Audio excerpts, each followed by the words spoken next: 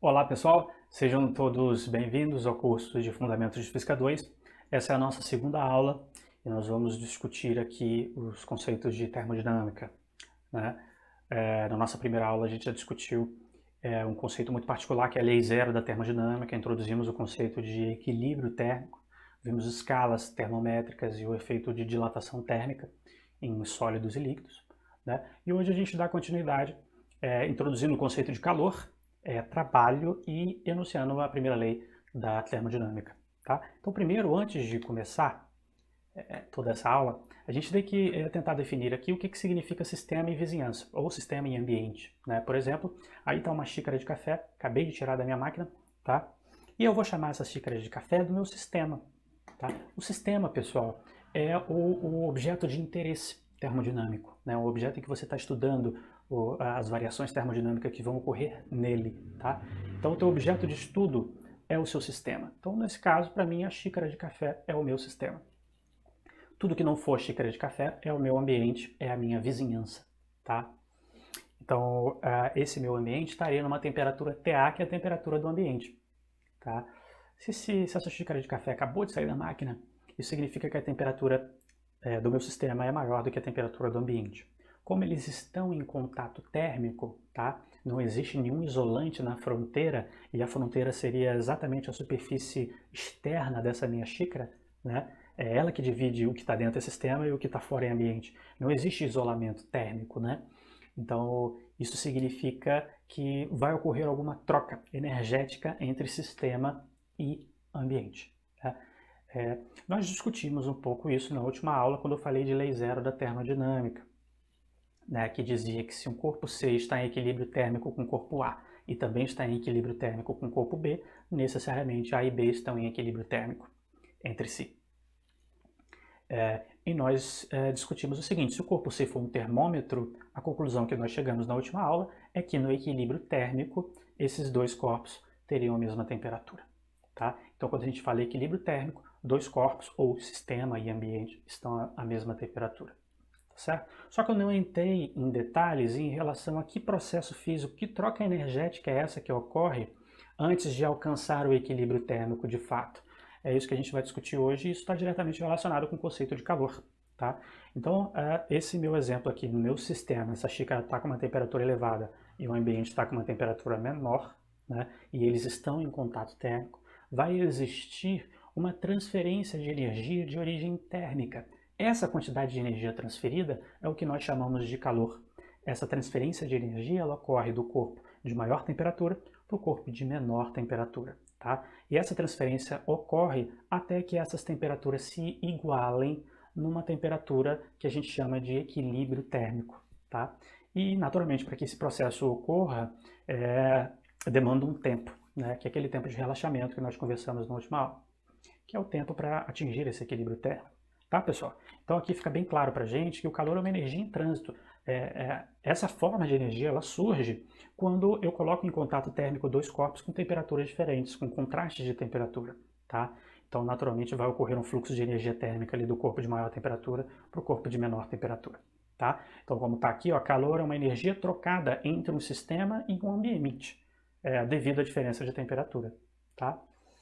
Então, fica evidente que é errado eu falar que essa xícara de café tem uma quantidade de calor de 10 joules, porque o calor é uma energia em trânsito, é um processo de transferência, é a energia transferida de um corpo para o outro, mediante contraste de temperatura. Não é o estoque de energia que esse corpo tem que eu chamo de calor. Isso é um erro, tá certo? Bom, então, ó, unidades. Né? Uma unidade muito usual é a caloria. Então, um cal, né, equivale a 3,968 vezes 10 a menos 3 BTU, uma unidade britânica de energia. Isso aqui é British Thermal Unit. Isso é igual a 4,1868 joules, que é a unidade no sistema internacional, que é o que a gente vai utilizar aqui frequentemente na disciplina. Tá certo? Bom, então evoluindo nesse assunto, né, entre sistema e ambiente, vamos falar um pouquinho de sinais positivo e negativo em relação à absorção e o fato de ceder calor, né? Aqui nessa figura mostra pra gente o sistema verde, esse aqui é o meu sistema, tá? Esse sistema tem uma temperatura TS e o ambiente está aqui em rosa, essa parte externa. Eles estão em contato térmico, né? E nesse caso a temperatura do sistema é maior do que a temperatura do ambiente. Nesse caso, vai ocorrer sim uma transferência de energia, ou seja, existe calor sendo trocado entre os corpos, né? Mais especificamente, o sistema perde calor para o ambiente, tá? Porque o sistema está mais aquecido, tá? Então, do ponto de vista do sistema, o sistema está perdendo energia, por isso que Q é negativo, tá? Do ponto de vista do ambiente, o ambiente está recebendo energia, tá? Mas é importante a gente definir o sistema, porque esse sistema vira o objetivo de todas as análises. Então, no ponto de vista aqui do sistema, o sistema está perdendo energia, por isso que essa quantidade de calor aqui, ela está com sinal negativo, tá? Bom, uma outra situação também um pouco óbvia, né, baseado no que foi discutido aqui até agora, quando a temperatura do sistema é igual à temperatura do ambiente, não existe calor.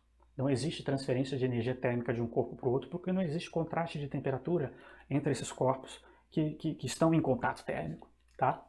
Então essa quantidade de calor é igual a zero, e naturalmente o processo inverso do primeiro, quando o sistema tem uma temperatura que é menor do que a temperatura do ambiente. E aí, nesse caso, o ambiente ele vai perder calor e o sistema, na realidade, recebe essa quantidade de energia na forma de calor, tá? E aí, naturalmente, essa quantidade de calor aqui recebida pelo sistema ela é positiva. Bom, então ficou claro aqui com esses dois slides que a quantidade de calor de um corpo é uma frase completamente errada, tá? Esse calor, ele aparece quando eu coloco em contato térmico dois corpos a temperaturas diferentes. Uma analogia interessante é uma analogia com uma transferência bancária. Veja essa frase aqui, ó.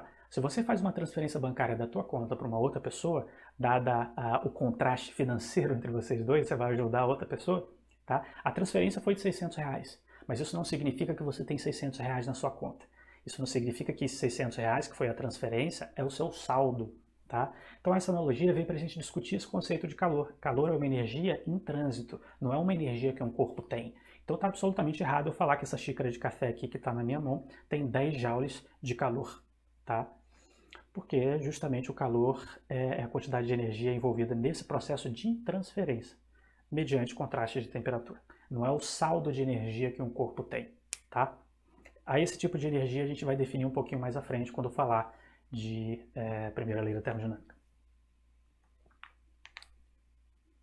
Bom, a partir de agora eu vou falar um pouquinho nessa seção que está aqui em cima, ó, absorção de calor por sólidos e líquidos. Vou deixar gases um pouquinho de lado, vocês vão entender por quê daqui a pouco, tá? Então eu vou discutir aqui algumas propriedades térmicas de materiais, especificamente líquidos e sólidos. Gases têm a mesma definição, tá? Mas daqui a pouco a gente discute qual seria a diferença se a gente considerar um gás e não líquido e sólido, ok? Primeira propriedade, a capacidade térmica, tá aqui ela. A capacidade térmica de um material é uma constante de proporcionalidade entre o calor recebido ou cedido por um objeto e a variação de temperatura desse objeto. Veja,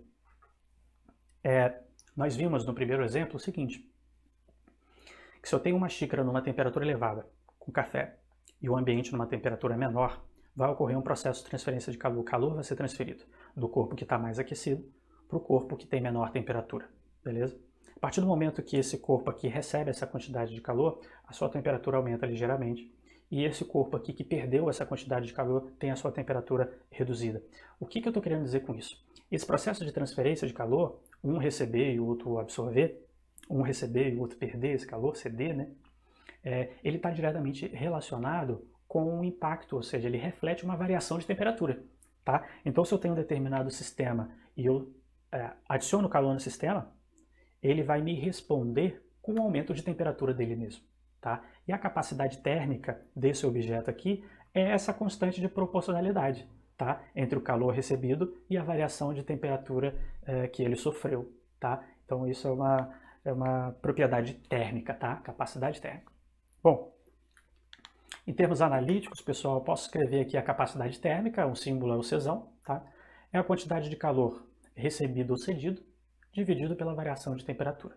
Quantas unidades? Está aqui no Sistema Internacional, Joule por Kelvin, tá? Interessante o seguinte, ó, esse Q aqui, que é essa quantidade de calor que o meu sistema aqui, por exemplo, recebeu, né? Se o meu sistema, ao receber essa quantidade de calor, ele reflete essa quantidade numa variação de temperatura, essa quantidade de calor a gente chama de quantidade de calor sensível, né? Ela que está relacionada diretamente com a variação de temperatura.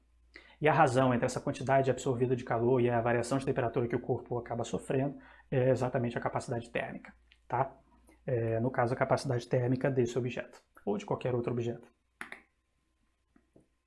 Bom, basicamente, esse Czão, que é a capacidade térmica, né, de forma um pouquinho mais conceitual, ele é a quantidade de calor necessária para variar em uma unidade a temperatura de todo objeto. Ou seja, vamos dar uma olhada aqui nessa unidade, ó, capacidade térmica, joule por Kelvin, né? O que significa? Imagine que eu estou adicionando calor, esse sistema está recebendo calor, tá? Então vamos supor no experimento mental em que eu consigo quantificar essa quantidade de calor que eu estou transferindo para esse sistema aqui. Tá? A partir do momento que esse sistema variar 1 Kelvin, tá? Essa quantidade de calor que eu forneci é numericamente igual à minha capacidade térmica. Tá? Então, capacidade térmica, de novo, é a quantidade de calor necessária para variar em uma unidade a temperatura de todo esse objeto aqui. Tá? Maravilha. Bom, aqui uma discussão, né? Esse termo capacidade, isso pode induzir um pensamento de que o corpo ele tem um limite. Né? Ou seja, a capacidade de um balde você vai enchendo com líquido até certo nível, depois ele transborda, não consegue encher mais ele. Né? Então isso pode dar isso pode trazer uma intuição de que um corpo tem um limite para absorver calor. Né? A partir daquele limite o corpo não absorve mais calor e isso na realidade não existe. Você pode indefinidamente fornecer calor para esse material, ele vai continuar recebendo. E o impacto dessa quantidade, dessa nova quantidade de calor por conta desse material vai ser dos mais diversos possível. Né? Isso pode envolver desde uma variação de temperatura a uma mudança de fase e outros fenômenos. Tá certo? Então é só tomar um cuidado aí com esse termo capacidade. Bom, uma outra propriedade, né, térmica de um material, de uma substância, é o calor específico. Né? Qual a definição dele? É a capacidade térmica por unidade de massa. Né?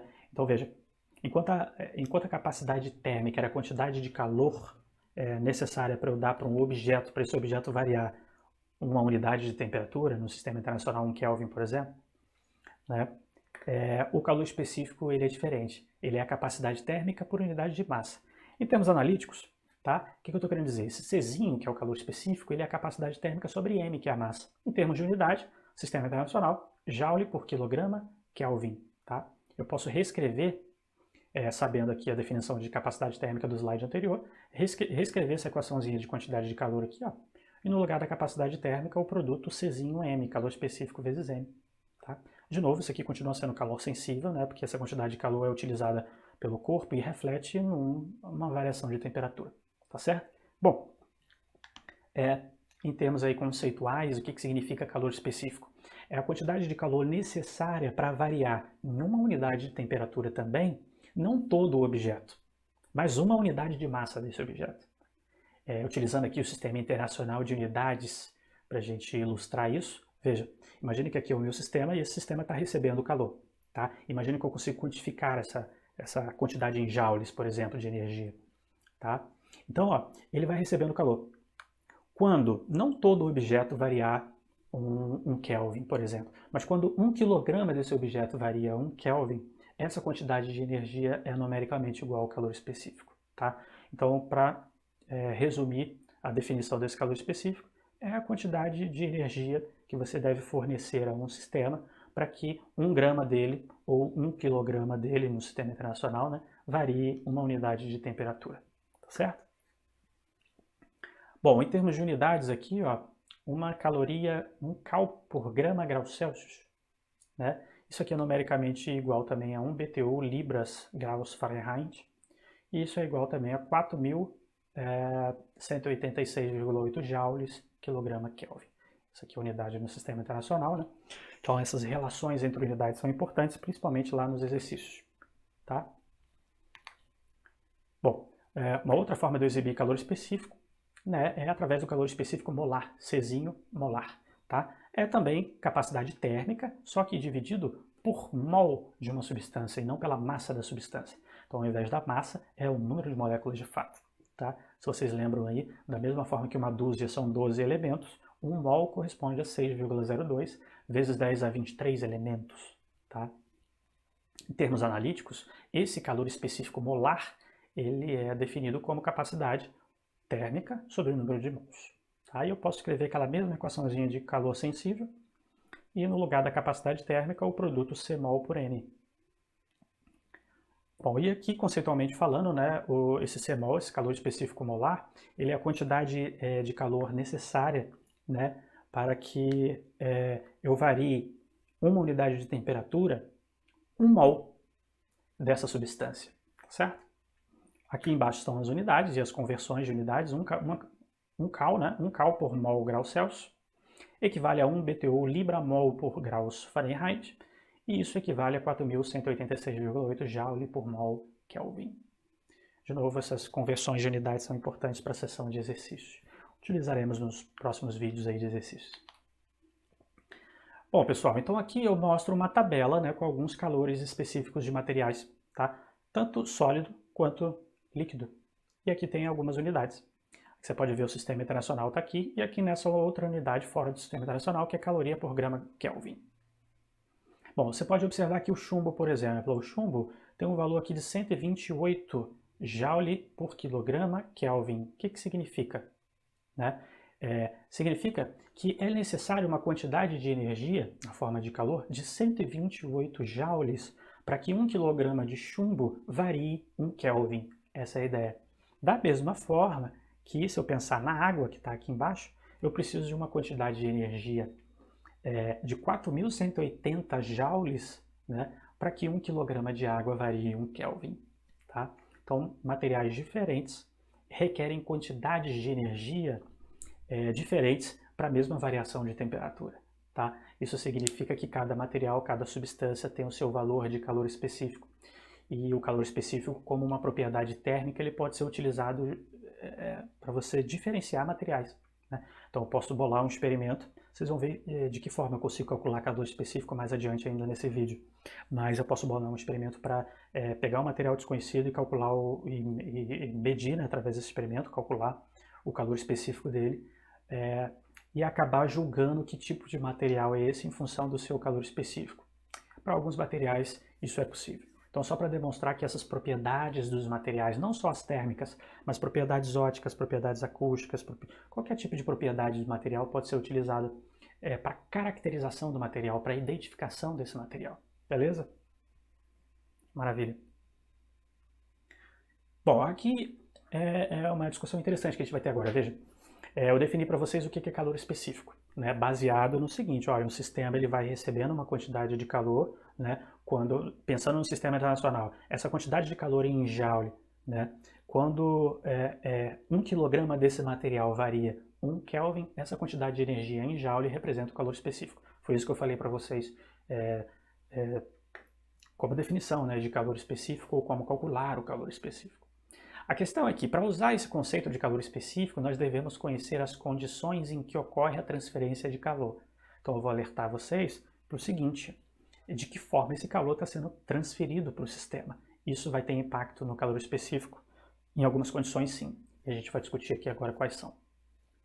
Imagine o seguinte: imagine que você tem esse sistema, pode ser um líquido, por exemplo, talvez seja mais fácil de visualizar. Você tem um líquido e você adiciona calor nesse líquido, o líquido está recebendo calor.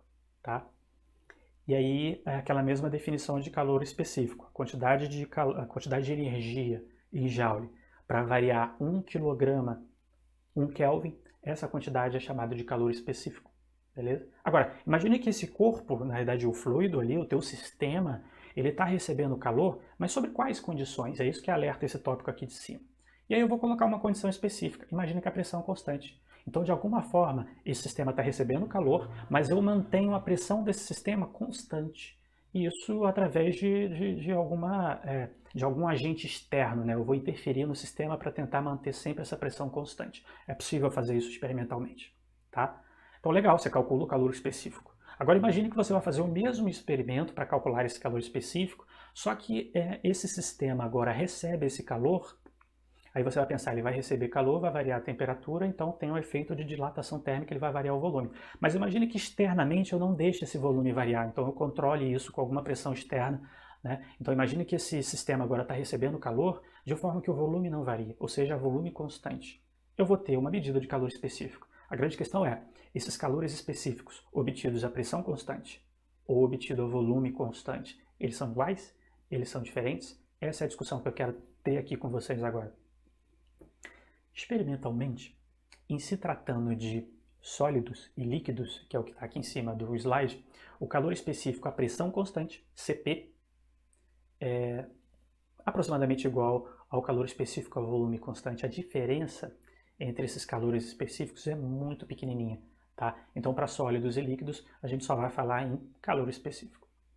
No caso de gases, a dinâmica é outra, tá? Se eu fizer esse mesmo experimento, ao invés de um líquido usar um gás, o calor específico medido a pressão constante vai ser bem diferente do calor específico medido a volume constante. Eles são discrepantes, então a gente precisa estudar isso com mais cuidado, tá? Então tem uma sessão específica, a gente vai falar de teoria cinética de gases, lei dos gases ideais, e a gente vai discutir essa situação para gases, tá? Então por isso que eu excluí ele por enquanto dessa definição aqui.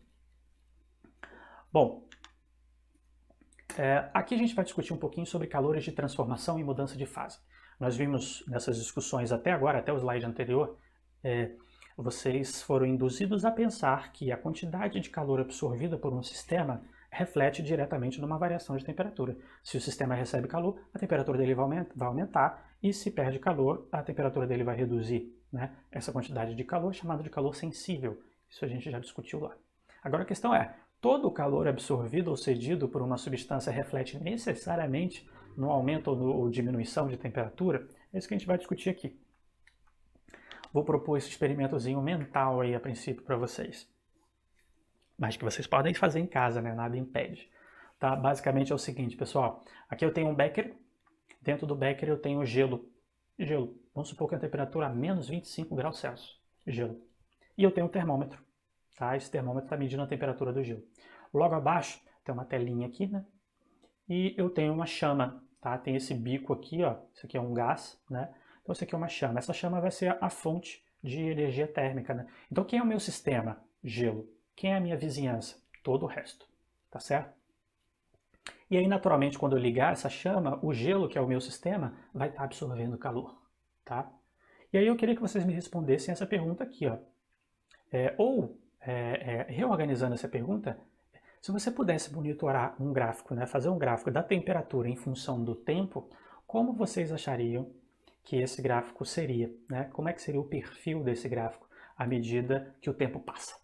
Né? Então vamos supor que essa chama fique ligada indefinidamente. Né? Como é que seria esse gráfico? Pensa aí uns 3 segundinhos, o que você esperaria? Né? Fecha os olhos, pega uma folha de papel 4, desenha a temperatura por tempo, vê o que você acha de como vai ser essa evolução de temperatura. Certamente, se você é um cara esperto, né? Você vai observar um gráfico similar a esse aí. Tá? Então, experimentalmente, pessoal, é lógico que se você fizer esse experimento de fato, vocês vão ter algumas variações, tem algumas limitações meio técnicas, entendeu? Mas a curva idealizada, que é resultado desse experimento do slide anterior, proposto aí no slide anterior, esse é o resultado idealizado. É isso aqui que você vai obter de resultado. Ou seja, o gelo inicialmente estava a menos 25 graus Celsius. Né? E aí eu ligo o cronômetro, acendo a chama. Tá? Então, o meu sistema começa a absorver calor. Isso vai se refletindo em variação de temperatura até o ponto B. Tá? Então o que vai acontecendo? A temperatura vai aumentando, então de 25 vai até 0. Em 0 é um ponto muito particular, ou seja, é um ponto em que inicia-se o processo de mudança de fase. Então a primeira vez que a gente está falando aqui em mudança de fase. Né? O que está acontecendo aqui é que o gelo começa a virar água. A fase da matéria está mudando. Então, essas moléculas que tinham um estado de agregação muito próximas uma das outras, agora elas estão para um regime um pouco mais, como posso dizer, com um grau de agitação, de liberdade maior, né? Que é a fase líquida. Né? Para isso requer energia. Né?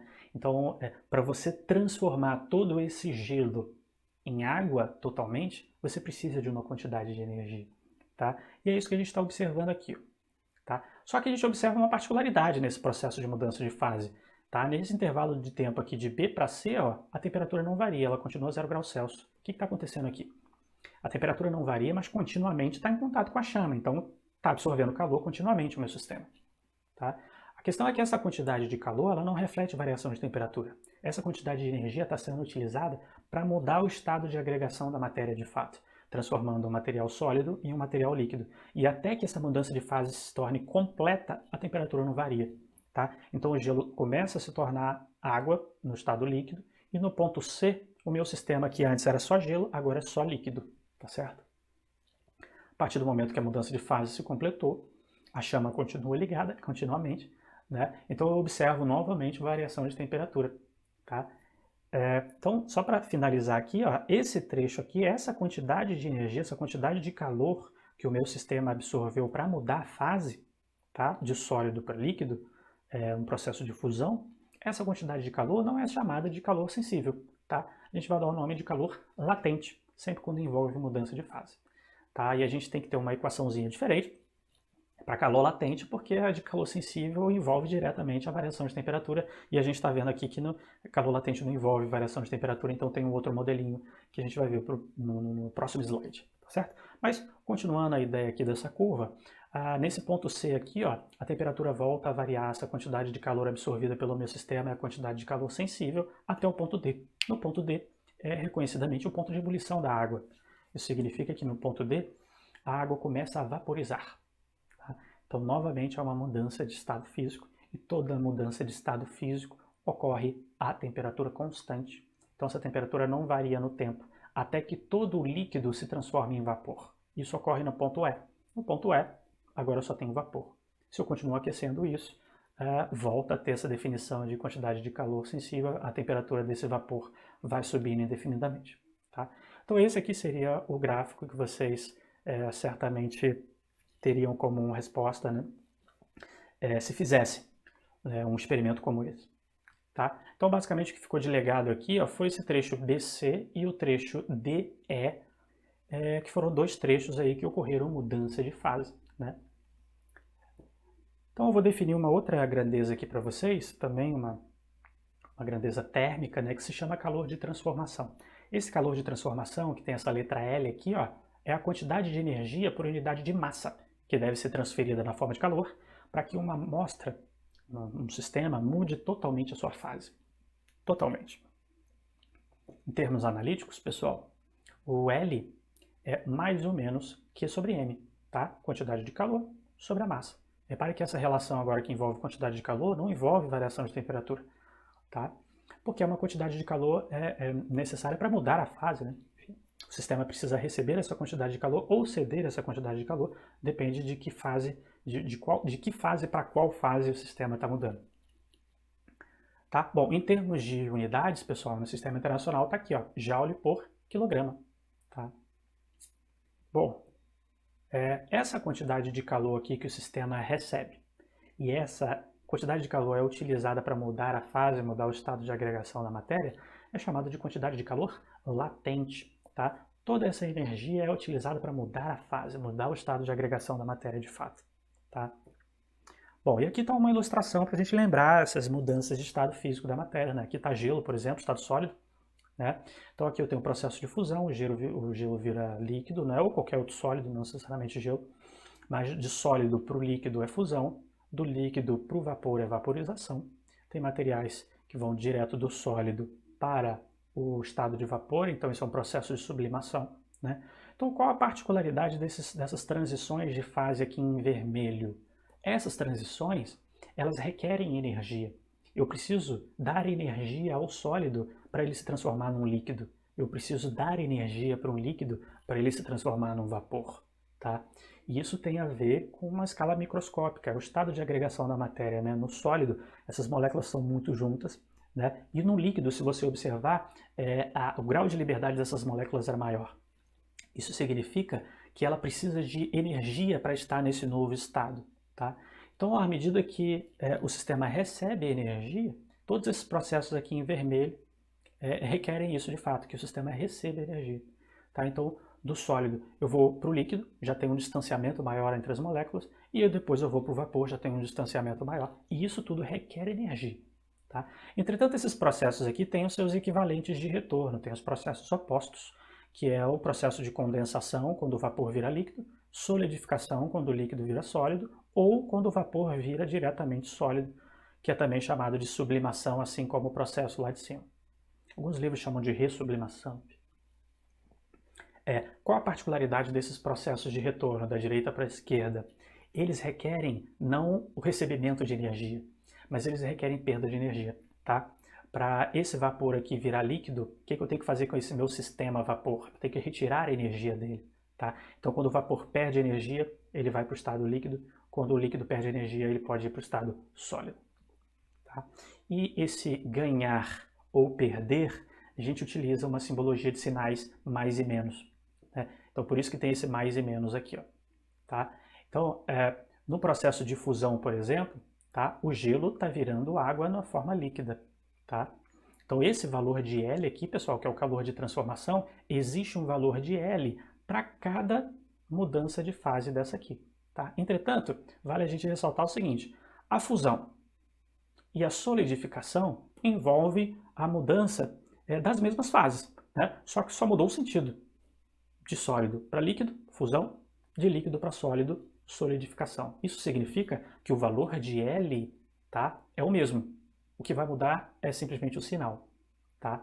Quando for do sólido para o líquido, isso significa que o sistema deve receber energia, então o valor de L ali é positivo. Tá? Ou essa quantidade de calor aqui, eu coloquei até do outro lado, né? Mais e menos, tá? Entenda como essa quantidade de calor é positiva porque o sistema precisa receber essa quantidade de calor, tá? Agora, do líquido para o sólido, o valor de L é o mesmo, mas eu vou usar negativo indicando que o sistema ele tem que perder calor, tá? Por isso que esse Qzinho é negativo. Bom, então pessoal, só a título de exemplo aqui, ó, para a água, tá? Esse calor de transformação de fusão, alguns livros chamam só de calor de fusão, LF, tá? Esse LF vale 79,5 caloria por grama. E isso aqui no Sistema Internacional, 333 kJ por quilograma. E repare que está aqui, ó, tanto para fusão quanto para solidificação. Tem o mesmo valor de L, tá? O L de fusão é igual ao L de solidificação. A única coisa que vai mudar aqui nessa equação é o sinal que a gente vai utilizar para esse Q, tá? Então, no caso de fusão, o sinal é positivo. No caso de solidificação, o sinal é negativo.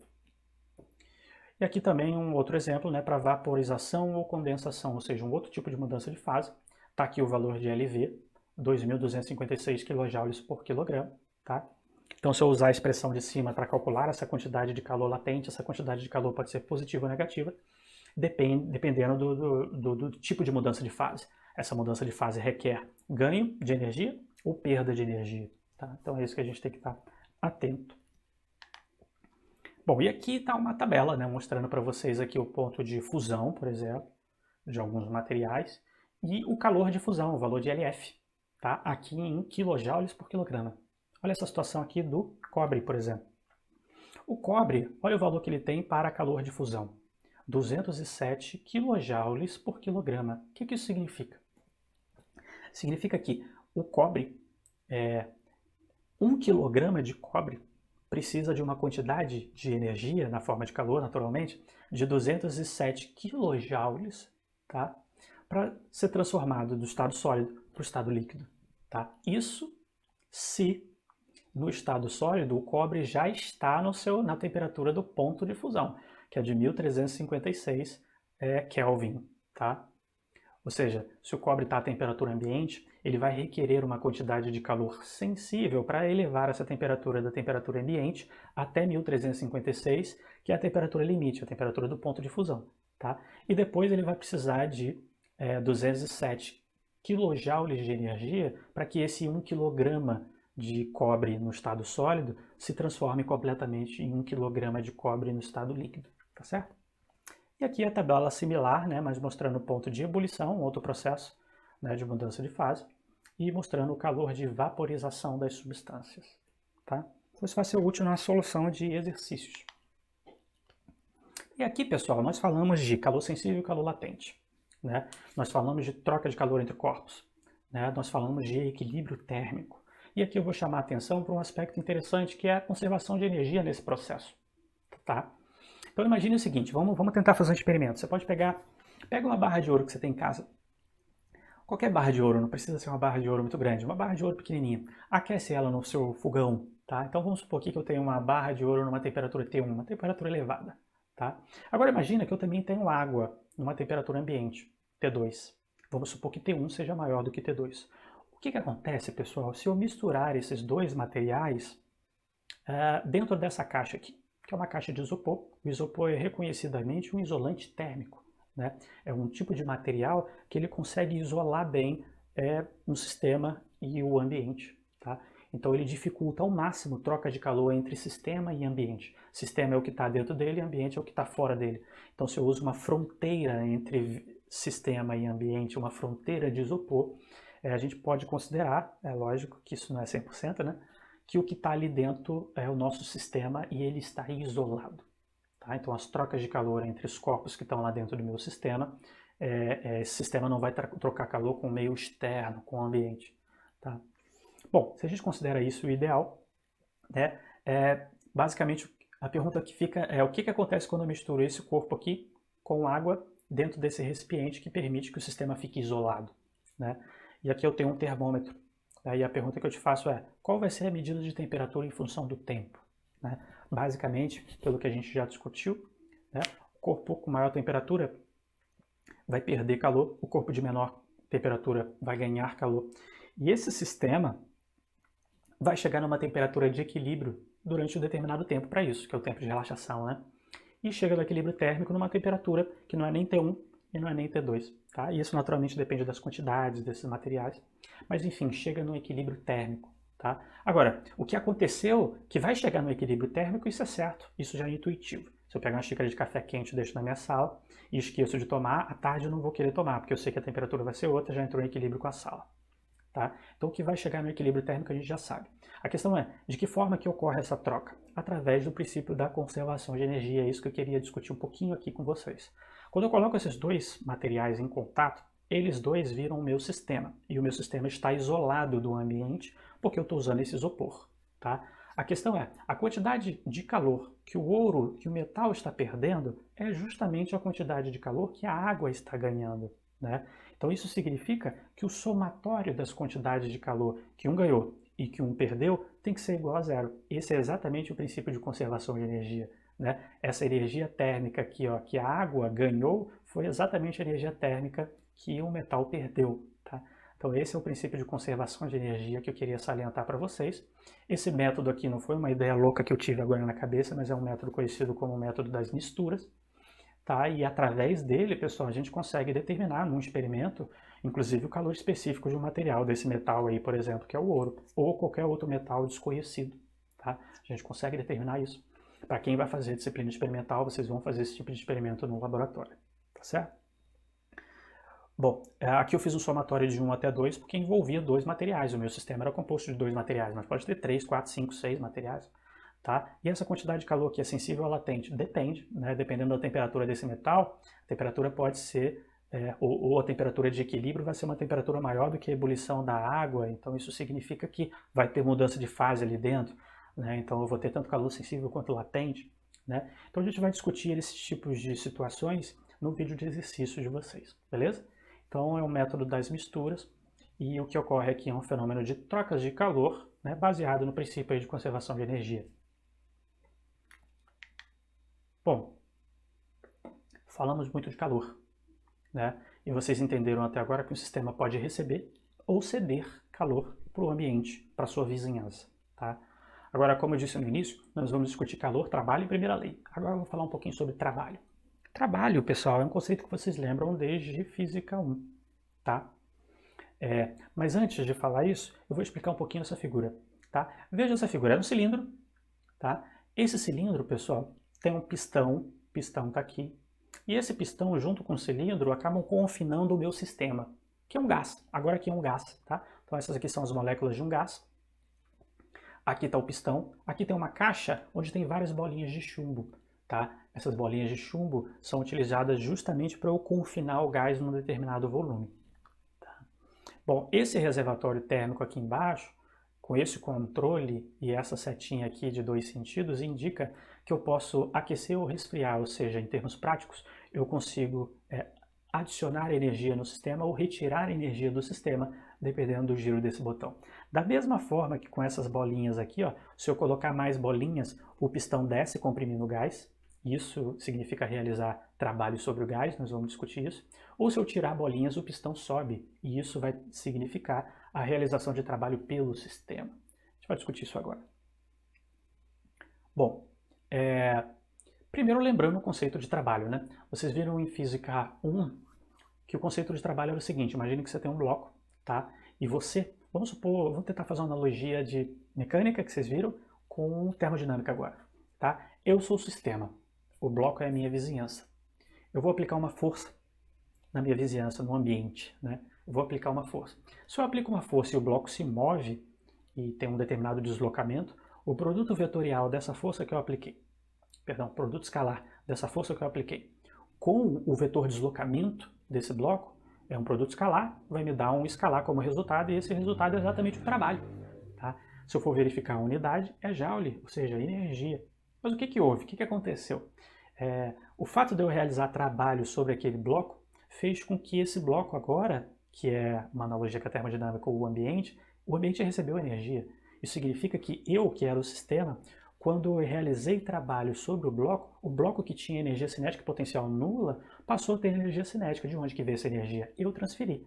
Então, necessariamente, o bloco, que é o meu ambiente, ganhou energia no processo, e eu, que sou o sistema e realizei o trabalho, perdi energia no processo. Então, essa discussão é importante para vocês verem que um sistema termodinâmico ele pode receber ou perder energia através de calor, isso é muito intuitivo, basta eu aquecer ou resfriar aquela placa, mas também ele pode receber ou perder energia através de trabalho, ou seja, depende de como ocorre a interação entre o teu sistema e a vizinhança, tá? A gente vai discutir isso com mais calma.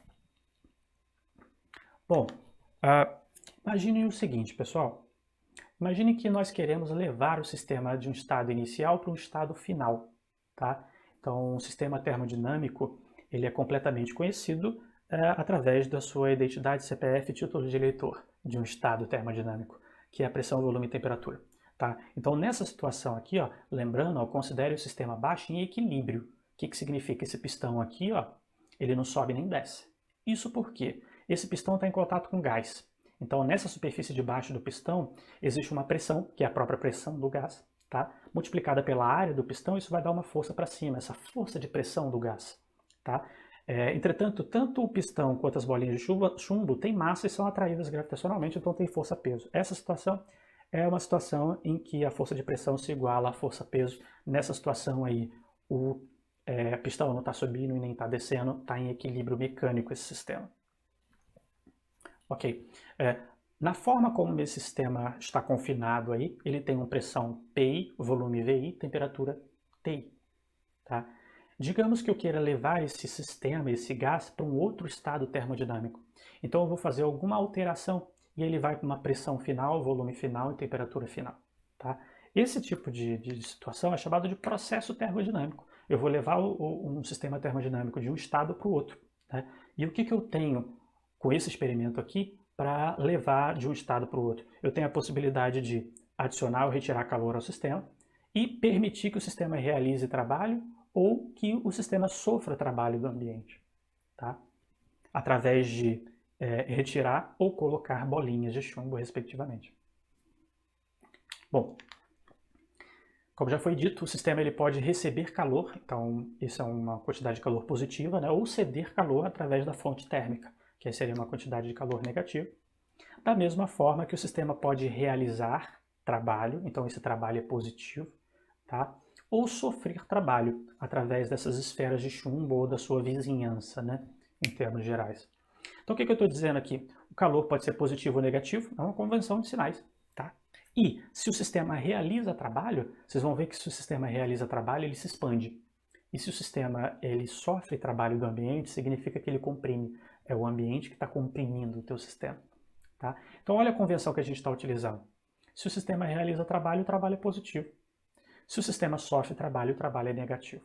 Tá? E aí, naturalmente, essa questão do trabalho, se o sistema realiza trabalho sobre o ambiente, é a situação que eu dei para vocês, eu como sistema empurrando um bloco. O que está acontecendo em termos energéticos? Tá?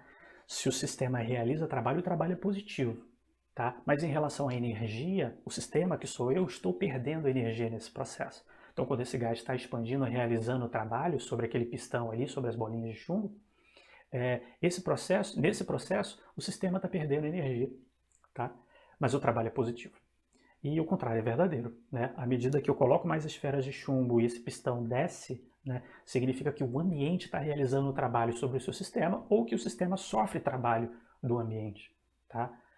Em termos de trabalho, o trabalho é negativo, mas em termos de energia, esse sistema está recebendo energia, tá? Bom, agora em termos um pouquinho mais analíticos, vamos imaginar a seguinte situação. Eu vou ali naquele conjunto de bolinhas e tiro uma bolinha. O que vai acontecer? Eu vou gerar um desequilíbrio nessas forças e lentamente esse pistão vai começar a subir. Eu não vou esperar ele subir muito. Tá? Quando ele sobe um deslocamentozinho ds infinitesimal, muito pequenininho, né? Eu vou poder calcular o meu trabalho. Por quê? Porque eu tenho força agindo no pistão e o pistão se deslocou. Então, o trabalho infinitesimal associado a esse deslocamento infinitesimal pode ser calculado como produto escalar entre o vetor força, tá? Essa é a força que o gás está fazendo. Estou calculando aqui ó, o trabalho realizado pelo gás. Essa é a ideia. Então, essa é a força que o gás faz na vizinhança, ou seja, no pistão. Tá? Produto escalar com ds. Agora, veja, essa força aqui, se esse gás está submetido a uma certa pressão, pressão vezes a área do pistão vai me dar a força que o gás está fazendo no pistão. Então, é isso que eu escrevi. No lugar da força, eu estou usando o produto de P vezes A, onde esse A aqui é a área do pistão, que é uma área circular. Beleza? Agora, essa área vezes o ds, área vezes ds, vai me dar dv, que é uma variaçãozinha de volume. Tá? O pistão estava numa posição, o pistão se deslocou um pouquinho para cima. A área circular vezes esse deslocamento ds vai me dar o aumento de volume. Tá certo? Legal. Então, o trabalho infinitesimal pode ser escrito como PDV. Tá? Tá, e daí? Onde eu vou chegar com isso? Né? Bom, se o gás se expande de um volume inicial, que é esse volume que está aqui, até um volume final, seja ele qual for, né, agora vamos supor que eu deixe esse pistão subir, ele vai subindo, e aí até o momento em que eu considere esse é o meu estado número 2, o meu estado final, né? Então teve uma variação de volume. Né? Então nessa variação de volume de VI para VF, como é que eu calcularia o meu trabalho envolvido? Né? Qual foi o trabalho que o meu sistema realizou? É simplesmente uma soma. Eu vou somar todas essas contribuições infinitesimais de trabalho. Só que é uma soma contínua, não é uma soma discreta. Eu faço isso através de um processo de integração. Então eu vou integrar, eu vou calcular a soma contínua desses elementos de trabalho aqui. Tá? Então, basicamente, traduzindo para calcular o trabalho realizado por um sistema, quando ele sai de um volume inicial e vai para um volume final, é resolver basicamente essa integração. Então, uma integral definida, né? É uma integral que vai de VI até VF, de P dV. Tá? Então, através dessa relação é que a gente calcula o trabalho realizado por um sistema. Tá? Se o trabalho for realizado por um sistema, já é possível a gente observar isso aqui. Ó. Se o volume final for maior do que o volume inicial, isso significa que o trabalho é positivo, ou seja, o sistema expandiu, tá? O sistema realizou trabalho sobre o ambiente. Então, o trabalho é positivo. Tá? Agora, se o volume final for menor do que o volume inicial, isso significa que o sistema ele comprimiu, né? Se ele comprimiu o sistema que é o ambiente que realizou trabalho sobre o sistema. Tá? Então, o trabalho seria negativo. Tá? Então, é uma equação que define aí o que é trabalho para a gente, né? E automaticamente colocando essas informações de volume, ele já vai te dar se é positivo ou negativo. Né? Então, em termos energéticos, a gente já sabe se o sistema está perdendo ou ganhando energia. Tá? Então, é extremamente importante a gente entender o conceito de que o sistema ele pode receber energia na forma de calor ou perder energia na forma de calor, mas ele pode receber energia na forma de trabalho ou perder energia na forma de trabalho. Tá? Então isso é muito importante para a gente definir a primeira lei da termodinâmica mais adiante. Tá? Bom, aqui eu vou estar explorando esse contexto de trabalho e a ideia é apresentar para vocês a relação da pressão com o volume de um gás. Tá? Então, é aquele mesmo sistema da figura anterior, tá? Só que isso aqui é um diagrama PV, um diagrama muito conhecido em termodinâmica. Pressão por volume. Esse ponto I é um estado termodinâmico I, e eu vou levar esse sistema para um estado termodinâmico F, através de um processo que vocês estão vendo aqui por essa curva em verde. Esse caminho indica qual o processo que foi utilizado, tá? Bom, para que eu estou mostrando uma figura como essa? Essa figura pode ser obtida com aquele sisteminha das bolinhas de chumbo, né? Então eu tenho duas possibilidades, variar o número de bolinhas de chumbo ou adicionar ou retirar calor para variar o estado termodinâmico do meu sistema, ou seja, levar do estado I para o estado F, uma possibilidade é essa, tá? Mas o que eu quero alertar aqui vocês? Legal, o sistema evoluiu de I para F, qual o trabalho realizado nesse processo de I para F? Posso calcular? Posso. Basta realizar essa integração. Mas veja, se você lembrar de cálculo, uma integral do volume inicial até o volume final, portanto uma integral aqui definida entre os dois valores de volume de P dV num gráfico que é exatamente P por V, isso vai me dar numericamente a área, né? Isso significa que o trabalho é a área abaixo dessa curva, e essa curva representa um processo termodinâmico que leva o sistema do estado I para o estado F, tá? Então o trabalho é a área. Se vocês observarem como o volume aumentou, o trabalho é positivo. Tá? Bom, agora, usando aquele mesmo sisteminha de bolinhas de chumbo e o aquecedor, o resfriador embaixo, eu posso levar o meu sistema do mesmo ponto I para o mesmo ponto F através de processos diferentes. Tá? Aqui é um exemplo em que o meu sistema saiu de um estado I, foi para um estado que eu chamei de A. Durante esse processo, qual a particularidade dele? A pressão não variou. Esse processo é chamado de processo isobárico. É um processo que ocorre a pressão constante. Tá? E aí meu sistema está em A, o que foi realizado aqui? Um outro tipo de processo que levou de A para F. Então, ó, o meu sistema saiu de I, chegou a F da mesma forma, tá? Só que através de um outro processo termodinâmico. Esse processo de A para F aqui, pessoal, é um processo que ocorre a volume constante, o volume aqui não varia. Tá? Então, esse processo aqui é chamado de processo isovolumétrico, beleza? Tá. Então, a partir desses dois gráficos, o que a gente consegue discutir? Um sistema termodinâmico saiu de uma condição, foi para outra condição, os mesmos pontos I e F, mas através de caminhos diferentes. Isso tem impacto direto na quantidade de trabalho que foi realizado, né? Então veja, aqui tem um trabalho positivo, mas o trabalho representa a área. Aqui o trabalho também é positivo, mas veja que essa área é maior, tá? Então dependendo do caminho que liga I para F, esse trabalho realizado pelo sistema, ele vai ter valores completamente diferentes a depender desse caminho. Isso significa que o trabalho depende do caminho, tá? Bom, esse outro gráfico mostra uma outra possibilidade de levar o sistema termodinâmico de I para F. Só que agora eu inverti a ordem desses processos. Primeiro foi uma transformação isovolumétrica, depois foi uma transformação isobárica. E aí reparem que a definição de trabalho continua sendo a mesma. A área é abaixo dessa curva, né? Abaixo desse processo, né? Dessa reta para cá, na realidade, essa reta horizontal. Tá? É difícil falar em curva, embora a gente geralmente fale em curva, mesmo que tenha um comportamento reto, né? Mas é a área abaixo desse processo, beleza? Então o trabalho continua sendo positivo, mas esse trabalho é visualmente menor, tá vendo? Tá? Mas eu consigo levar de I para F naturalmente, tá? Então vocês estão vendo aqui que eu estou conseguindo levar o sistema termodinâmico de I para F de forma que o sistema realize trabalho diferentemente em cada processo. Né? E aí, naturalmente, a quantidade de calor também vai ser diferente que eu tenho que adicionar ao receber naquele reservatório lá, né, usando aquele botãozinho, para que eu alcance o estado I para o estado F. Né? Então, basicamente, aqui a gente está mostrando que calor e trabalho dependem do caminho. Tá?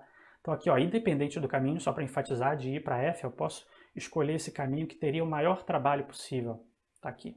Ou o menor trabalho possível, tá aqui, que seria a menor área. Tá? Mas ligaria os mesmos pontos.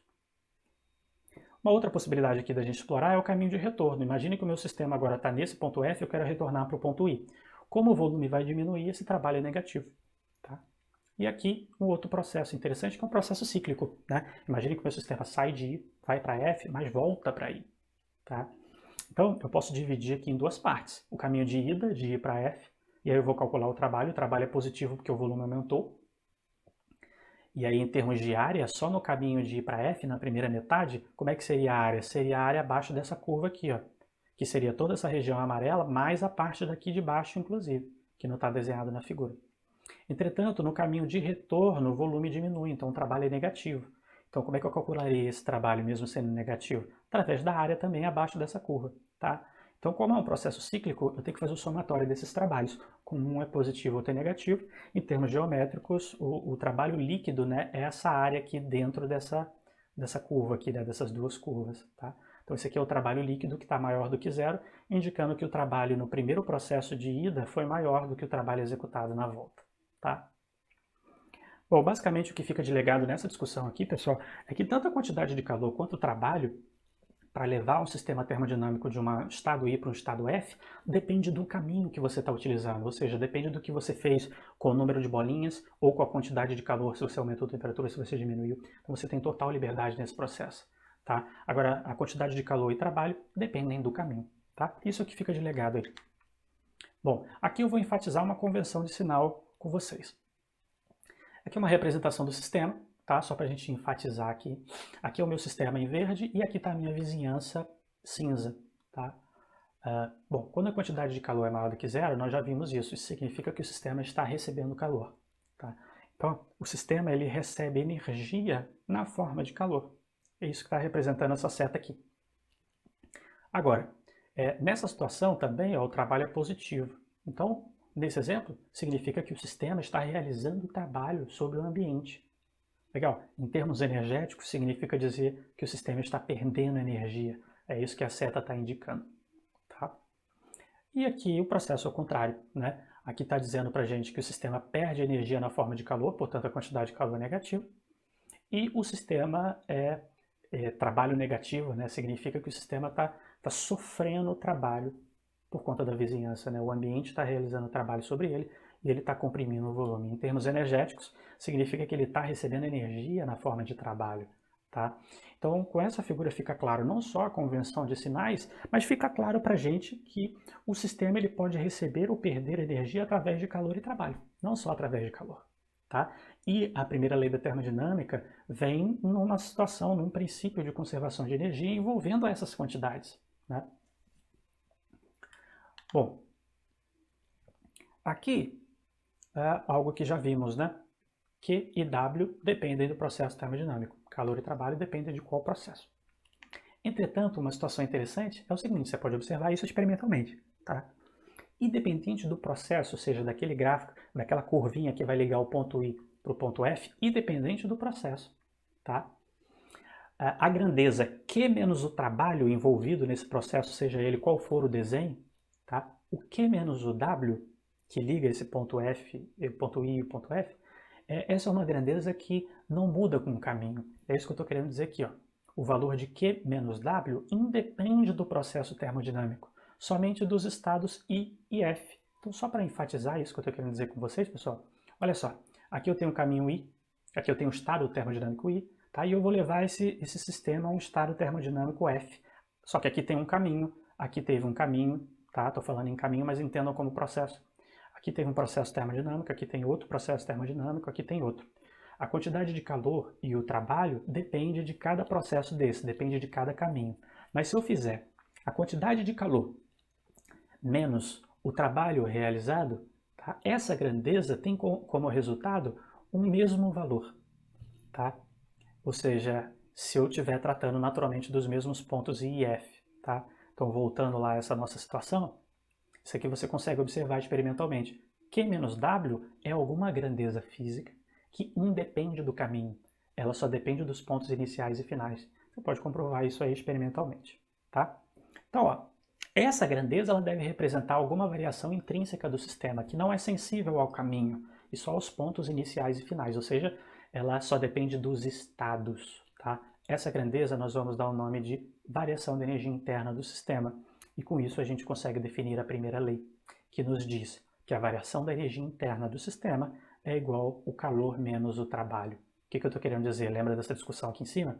Q menos o trabalho não depende do caminho, só depende dos pontos iniciais e finais. Então essa grandeza aqui, que é a variação da energia interna, é uma função de estado. Só depende do estado inicial e final para eu calcular a variação. Não depende do caminho que levou o sistema de I para F.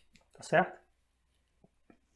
Maravilha. Naturalmente, variação de energia é a energia interna final menos a energia interna inicial.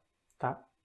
Bom, em termos infinitesimais, uma variação infinitesimal na energia interna, eu posso escrever como uma variação infinitesimal na quantidade de calor menos o trabalho infinitesimal. Tá? Agora, a forma mais correta de escrever esses diferenciais de calor e trabalho é substituindo esse Dzinho por esse símbolo de delta minúsculo. Tá? E essa diferença é justamente para alertar que tanto o calor quanto o trabalho são grandezas físicas que dependem do processo termodinâmico, depende do caminho. Tá? Entretanto, a energia interna independe do caminho. Tá? Então é isso que essa equação aqui de baixo quer dizer. Tá? Isso não tem muita relevância aqui para o nosso curso de fundamentos, mas é importante destacar. Bom, pessoal, falei que essa grandeza misteriosa, Q menos W, se você fizer experimentalmente isso, vai dar o mesmo valor, né, independente do caminho que liga I a F. Né? E acabei de falar para vocês que Q menos W é igual à variação da energia interna. Mas o que significa energia interna? Né? Qual seria a definição de energia interna? Né? Então tá aqui, ó, a energia interna é definida como a soma de energia cinética mais a energia potencial decorrente das interações entre as moléculas do seu próprio sistema. Então você tem uma molécula. Essa molécula, por exemplo, ela tem um estado de vibração, rotação, translação. Né? Além disso, uma parte de uma molécula pode ser atraída, né, eletricamente por outra parte de outra molécula. Enfim, existem polaridades moleculares, enfim.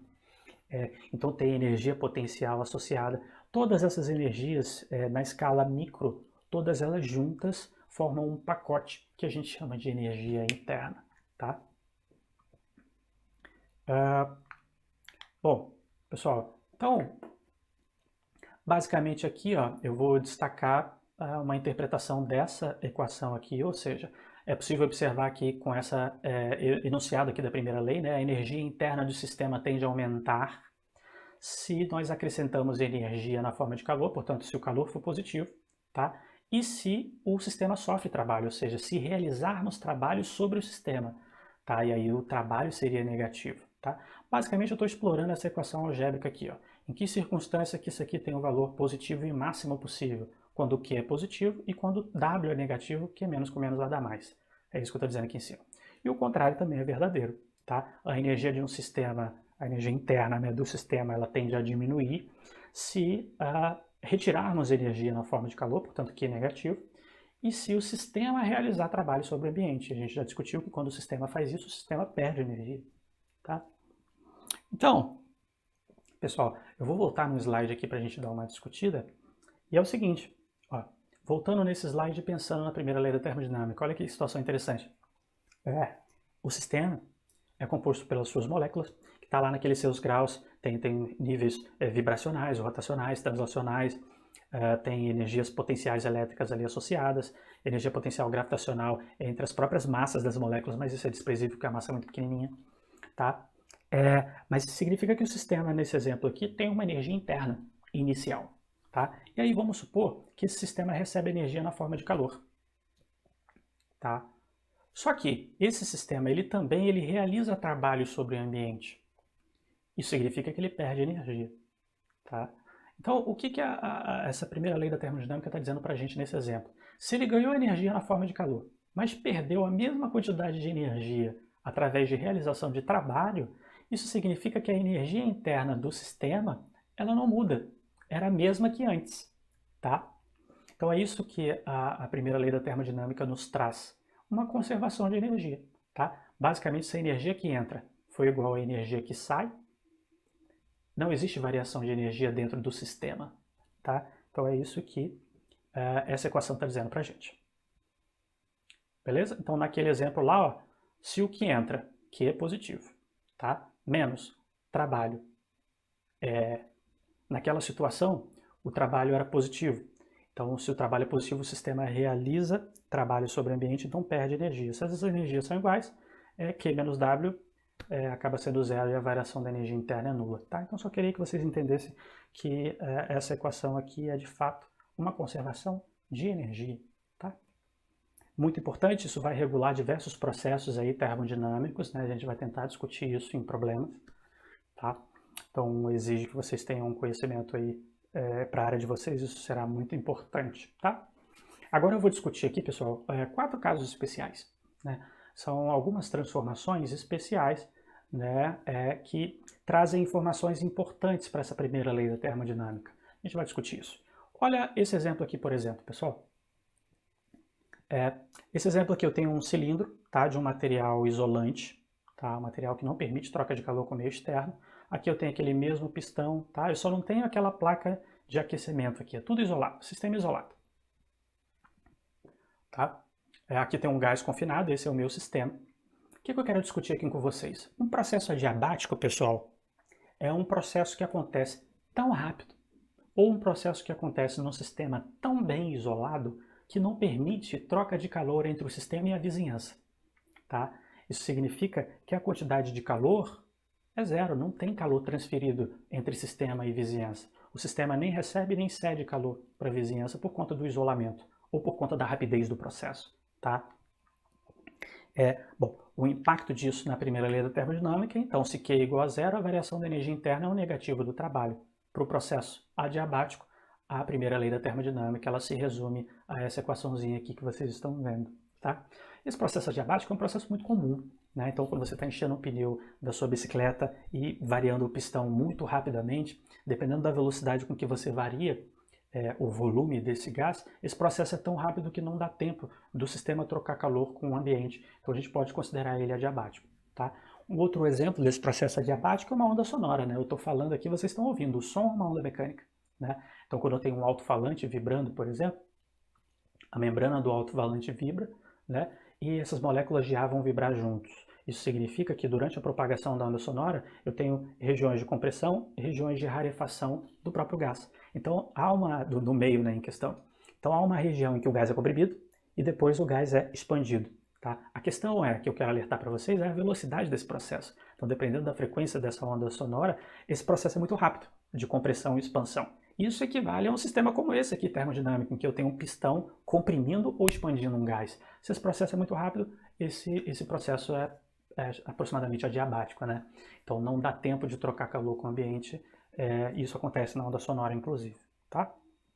Bom, um outro caso especial aqui da primeira lei da termodinâmica é um processo isovolumétrico, um processo que ocorre a volume constante. Durante esse processo, o volume não varia. Tá? Então, se o volume não varia, pela equação lá de trabalho, trabalho é nulo. Tá?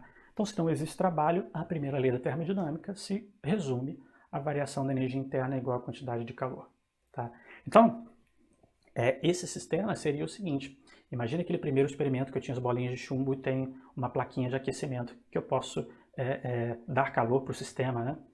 Então, se o sistema recebe uma quantidade de calor, essa quantidade de calor vai ser utilizada para a variação da energia interna somente. Por quê? Certamente o pistão ali está travado, não há possibilidade de variar o volume, tá certo? Então toda a energia que ele recebe na forma de calor é utilizada para variar a energia interna do próprio sistema. Né? Isso reflete no outro estado de níveis vibracionais ou rotacionais da sua molécula. Maravilha. Um outro processo também é um processo cíclico, que vale a gente mencionar aqui, que é um processo que leva um sistema termodinâmico de um ponto até o mesmo ponto, porque ele retorna. Tá? E aí esse caso é muito particular. Nós vimos que energia interna, pessoal, é uma função de estado. Isso significa que se eu saio de um estado, se o sistema sai de um estado e retorna ao mesmo estado, não existe variação de energia interna. Isso é a primeira afirmação que a gente consegue fazer aqui no processo cíclico. Energia interna é uma função de estado. Eu saio e volto no mesmo estado, variação de energia interna é nula. Isso significa que Q é igual ao trabalho. Nesse processo cíclico, toda a quantidade de calor que eu der para o meu sistema, ela vai ser convertida em trabalho realizado. Tá? Então, dessa forma, a variação da energia interna não muda. Bom, por último, eu destaco aqui um processo de expansão livre. Né? São processos adiabáticos, ou seja, que não troca calor, e são processos tão rápidos e sem controle que não há realização de trabalho. Olha só. Então, olha só. Uma expansão livre é um processo adiabático, tá? Mas, além disso, ela não realiza trabalho. Então, aqui, como exemplo, tem uma câmara. Depois, do outro lado, tem uma outra câmara idêntica, só que aqui tem vácuo. Aqui está o meu gás confinado a uma determinada pressão, né? E aqui tem vácuo. Não tem nenhuma matéria aqui desse lado. E esses dois compartimentos estão separados por uma válvula, tá? Nessa situação inicial, pessoal, o gás em qualquer ponto aqui tem o mesmo valor de pressão. A pressão é uniforme, tá? A partir do momento que eu abro essa válvula, num processo extremamente rápido, esse gás vai ocupar a outra região, tá? Então essas moléculas aqui vão se distribuir nessa outra região aqui, que é vácuo, não tem matéria, não tem resistência nenhuma. Ela rapidamente vai invadir essa região, beleza? Bom, vocês devem estar se perguntando, legal, eu entendi porque não tem troca de calor. Primeiro aqui que eu estou mostrando o sistema isolado, tá vendo? Essa simbologia aqui colorida, né? Esse amarelo com preto aqui eu já defini anteriormente. Ah, tá até aqui escrito isolante, né? Um isolante térmico. Então esse processo vai ser adiabático porque o meu sistema e o ambiente eles estão com uma interface isolante, né? Tem um contorno ali isolante. Então o que é adiabático? Ok. Mas a pergunta é, por que nesse caso não há realização de trabalho pelo gás? Né? Então de repente vocês podem estar se preocupando, se perguntando, né, aliás, sobre essa situação. Veja, porque tem variação de volume, né? Aqui tem um volume, o gás está confinado num volume, quando abre a válvula o gás vai ter um outro volume maior, vai ter o dobro do volume. Né? Então, toma cuidado nessa analogia de que variou o volume, tem trabalho. No caso da expansão livre, não. Porque a expansão livre, necessariamente, essa outra câmara aqui, pessoal, está livre de matéria, não tem matéria, isso aqui é vácuo.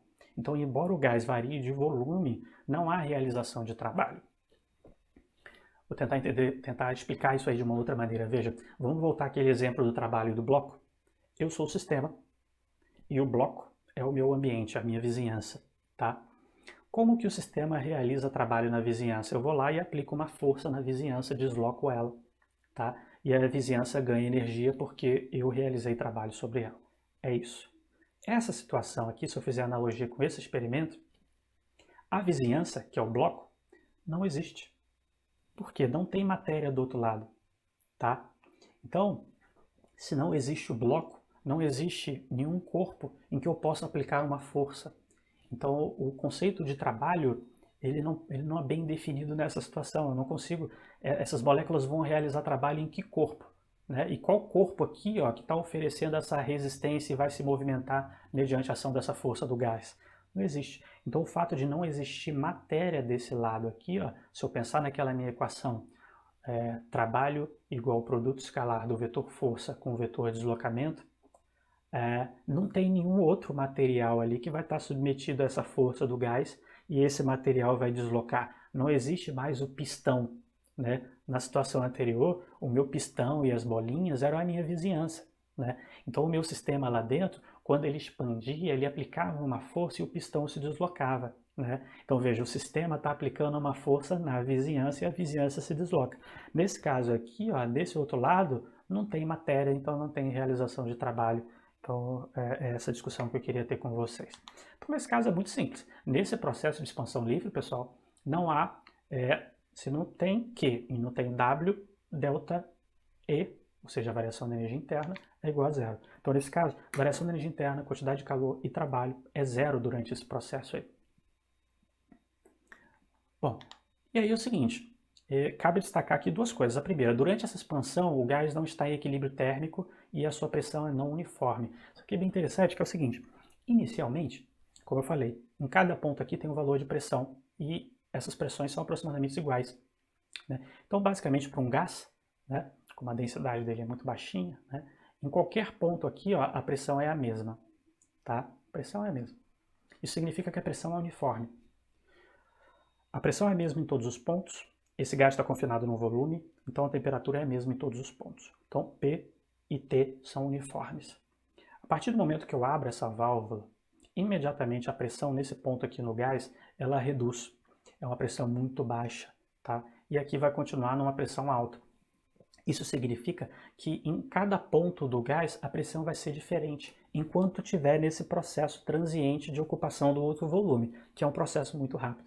Tá? Mas eu só estou alertando isso para vocês imaginarem a complexidade da gente tentar investigar como a pressão e a temperatura evoluem durante esse processo transiente. Então é bem complexo, entretanto é bem rápido. Tá? Então eu só queria destacar aqui a não uniformidade da pressão e da temperatura quando eu abro essa válvula. Tá? Naturalmente, quando eu abro, espero um determinado tempo que é muito curto, né? O sistema alcança um volume final e aí as pressões são as mesmas em todos os pontos, um outro valor naturalmente, né? E a temperatura naturalmente também é a mesma em todos os pontos, com outro valor também em relação à situação inicial que é essa. Tá? Por que eu estou discutindo isso? Né? Então, dessa forma, pessoal, embora nós conhecemos o estado inicial, que é esse, e o estado final, que é o gás ocupando os dois compartimentos ali, eu conheço o estado I e o estado F, tá? Mas eu não conheço o caminho, é extremamente difícil, você não consegue modelar essa trajetória termodinâmica que levou o sistema de I para F em função da rapidez e complexidade do processo, né? Visto que as pressões são não uniformes e a temperatura também é não uniforme. Tá? Então, numa expansão livre, pessoal, você sabe o ponto I, você sabe o ponto F, mas fica impossível de você prever qual é o caminho que liga I até F, baseado nessas não uniformidades aí de pressão e temperatura. Tá certo? Bom, aqui uma tabelinha para a gente resumir, finalizar, o que eu queria discutir hoje com vocês. Tá? Isso mostra para a gente aqui um resumo dos 4 processos, a restrição e a consequência na primeira lei da termodinâmica que está aqui em cima. Então, ó, se o processo for adiabático, a restrição é que a quantidade de calor não existe, né? Esse calor trocado entre sistema e ambiente não existe. Isso naturalmente implica que a variação da energia interna é o negativo do trabalho. Se o volume for constante nessa transformação, o trabalho é nulo, então a variação da energia interna é a própria quantidade de calor, cedido ou recebido. E num processo cíclico, pessoal, a variação da energia interna é zero. Eu saio de um ponto, eu volto ao mesmo ponto, e a energia interna é uma função do estado, é uma função desse ponto. Se eu retornei ao mesmo, a variação da energia interna é nula, a quantidade de calor é igual ao trabalho. E no processo de expansão livre, tudo é igual a zero, inclusive a variação da energia interna. Tá? Bom, pessoal, era isso que eu queria discutir com vocês hoje, ou seja, discutir um pouquinho mais o conceito de calor, o conceito de trabalho e também formular a primeira lei da termodinâmica, né, e discutir alguns casos especiais dessa lei. Tá? Espero que vocês tenham entendido aí as discussões. Estou disponível para dúvidas e perguntas via plataforma ou e-mail institucional. Bons estudos para vocês e até a próxima aula.